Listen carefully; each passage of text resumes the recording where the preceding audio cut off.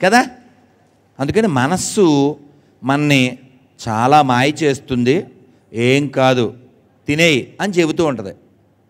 మనసు మాట వినేయి, ఏదన్నా తెప్పించుకుని తినేయి, తర్వాత ఆస్తులు అమ్మి ఐసీయూలో పెట్టాయి.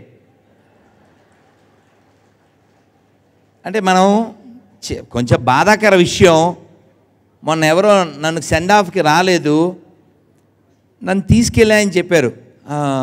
గురూజీ వాళ్ళ బావమరిది నిన్న రాత్రి ఐసీయూలో పెట్టారు పొద్దున్నకి, అందుకని హైదరాబాద్ వెళ్ళాడు అర్జెంటుగా అన్నారు.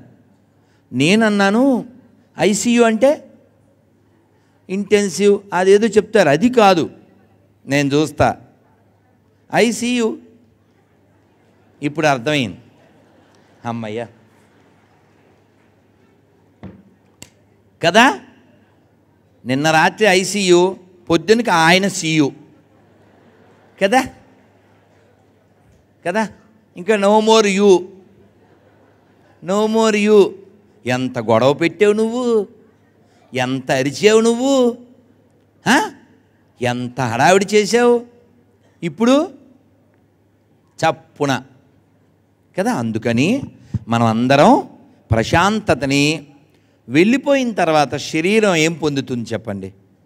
దానికి నిప్పు పెట్టినా ఒకటే, ఉప్పు కప్పినా ఒకటే. తెలుసా తెలుసా మీకు? నిప్పు ఎవరికి పెడతారు? సంసార జీవితంలో ఉన్నవారికి. ఉప్పు ఎవరికి పోస్తారు? సన్యాస జీవితంలో ఉన్నవారు.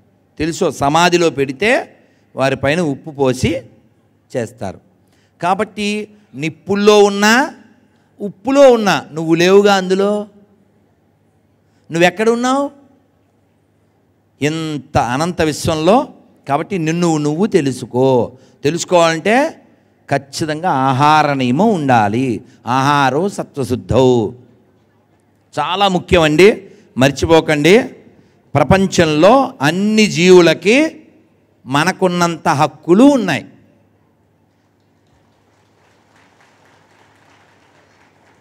Every living being have same right as you have. That is the God creation. అంతేగాని వాడెవరో వీడెవడో చెప్పినట్టు అవన్నీ మనం మసాలా వేసుకు తింటే ఆ మకారం తీయాల్సి వస్తుంది. ప్రమాదం కదా, తప్పు కదా, దుర్మార్గం కదా. అందుకని దయ కలిగి మనం జీవించాలి.